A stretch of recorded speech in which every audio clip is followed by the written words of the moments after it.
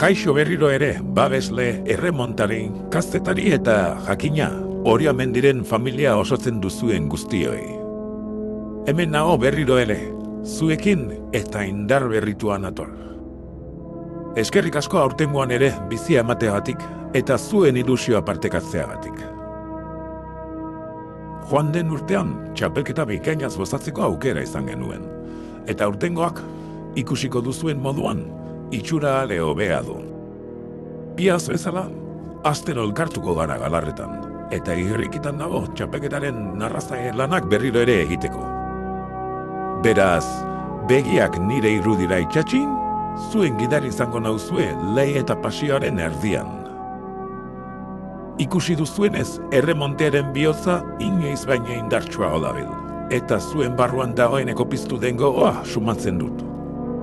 Hortaz, aurtengo txapelketaren berrikuntza eta xetasunak azalduko dizkizuet. Eta ade, aurten ere arau berriak ditugu eta ez ezagunak diren berrikuntzak dira, eta oraindik ezakegu ze eragin izango duten txapelketarengan, baina desiatzen gaude beraien eragina aztertzeko. Beraz, benga, ade, denok pantailara begira.